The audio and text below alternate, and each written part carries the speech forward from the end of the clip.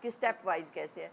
تو حضرت ابراہیم علیہ السلام نے اب یہ ذہن میں رکھیں کہ حضرت اسماعیل اور حضرت حاجرہ سلام اللہ علیہ یہاں اس جگہ پر رہتے ہیں, بنو جرم قبیلہ آباد ہو گیا ہے, آبادی بن گئی ہے. اب حضرت ابراہیم علیہ السلام کو حکم ہوتا ہے, وہ آتے ہیں, وہ 3 دن خواب میں دیکھتے ہیں.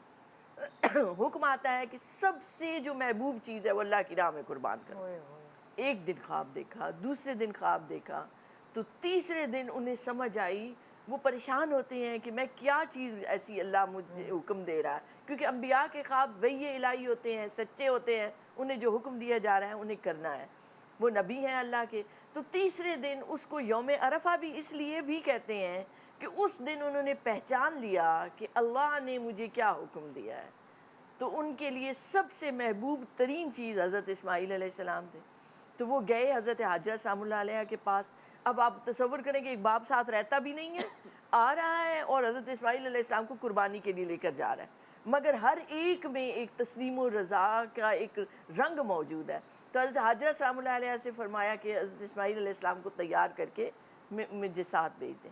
اب حضرت اسماعیل علیہ السلام کو انہیں اچھا سا تیار کیا, اور حضرت ابراہیم علیہ السلام نے ان کی انگلی پکڑی اور ان کو لے کر جا رہے ہیں منی کی طرف. اب منی کی طرف, اب آپ تصور کریں, عرفات اس سے لیا اور وہ رمی کی جگہ آئی بیچ میں, اور منی, یہ ساری اب آپ تصور میں رکھیں کہ اسی طرح سے ہیں.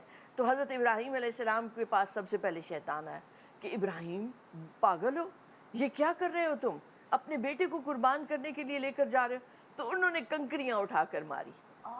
تو یہ پہلی کنکریاں جو آپ پہلے دن جا کے جمرہ عقبہ پر مارتے ہیں بڑے شیطان کو, یہ حضرت ابراہیم علیہ السلام نے شیطان کو ماری تھی کہ دور ہٹو, مجھ سے دور ہو جاؤ, اور میں تمہارے بہکاوے میں نہیں آؤں گا. جو میرے رب کا حکم ہے میں اس پر تسلیم و رضا کا پیکر ہوں, میں اس پر سر تسلیم خم کرتا ہوں. تو حضرت اسماعیل علیہ السلام کو لے کر چل پڑے. اب اس کے بعد وہ دوڑا اور حضرت حاجرہ کے پاس آیا شیطان ایک طرح سے کہ بھئی حاجر یہ کیا کیا, تمہیں پتہ ہے کہ اسماعیل علیہ السلام کو کیوں لے کر جا رہے ہیں, وہ اس کو قربان کرنے لے کر جا رہے ہیں, ایک ہی اکلوتا بیٹا ہے. تو حضرت حاجرہ نے کنکریاں ماری کہ جاؤ بھاگو میرے پاس سے, مجھے تمہاری باتوں میں نہیں آنا, بہکاوے میں نہیں آنا, اگر اللہ کا حکم ہے تو سر تسلیم خم. یہ اب حضرت حاجرہ کا کنکریاں مارنا, یہ دوسرے شیطان کو کنکری.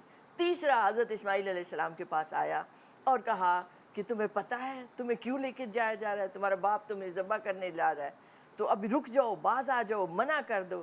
اور وہ پورا واقعہ اللہ رب العزت نے قرآن مجید میں بیان کیا کہ حضرت ابراہیم علیہ السلام نے حضرت اسماعیل علیہ السلام کو بتایا کہ اللہ کا حکم آیا ہے, اور انہوں نے فرمایا کہ آپ مجھے صابرین میں سے پائیں گے.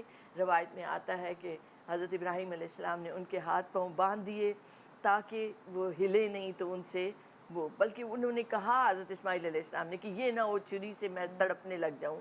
تو آنکھوں پر بھی پٹی باندھ لی کہ کہیں ایسا نہ ہو, دیکھوں اپنے بیٹے کو تڑپتا ہوا حضرت ابراہیم علیہ السلام نے, تو میں کہیں میری شفقت اور میری محبت روک نہ دے مجھے اللہ کے حکم کی تعمیل میں. تو اس وقت جب چھری اٹھائی حضرت اسماعیل علیہ السلام کے گلے پر رکھی, تو اللہ کی طرف سے حکم آ گیا قد صدقت الرؤیا, تم نے خواب کو سچا کر دکھایا, تم امتحان میں پورے اترے. اے ابراہیم ہم نے تمہیں امام بنا دیا, جنت سے مینڈا اتارا گیا. اب وہ چھری بار بار چلاتے ہیں مگر چلتی نہیں ہے. تو جب دیکھا آنکھ کھول کے, تو پھر دیکھا تو مینڈا تھا, تو حکم ہوا کہ اسے ذبح کر دو, تم نے اپنا خواب سچ کر دکھایا. تو امتحان میں پورے اترے. اس مینڈے کو وہ جو جنت سے آیا تھا اسے قربان کیا گیا, جو آج تک ہم قربانی کرتے آ رہے ہیں. نبی کریم علیہ السلام نے فرمایا یہ تمہارے باپ ابراہیم کی سنت ہے. تو یہ شیطان کو کنکریاں مارنا بھی اس سے منسلک ہے. اور یہ آپ یاد رکھیں کہ رمی کیا ہے, در حقیقت یہ ایک عہد ہے, تجدید عہد, کہ ہم دنیا میں بھی زندگی میں بھی ہر عمل میں شیطان سے دور رہیں گے.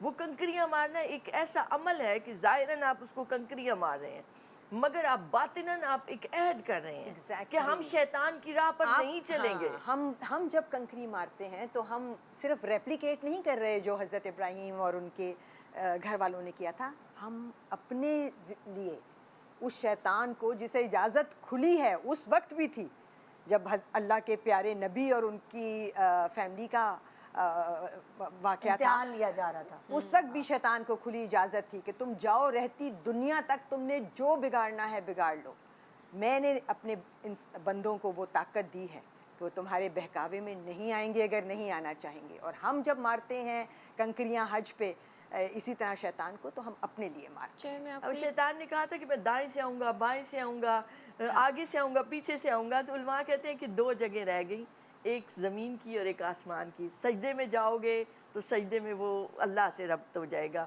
دعا مانگو گے تو آسمان کی طرف متوجہ ہوگے تو شیطان نہیں روک پائے گا.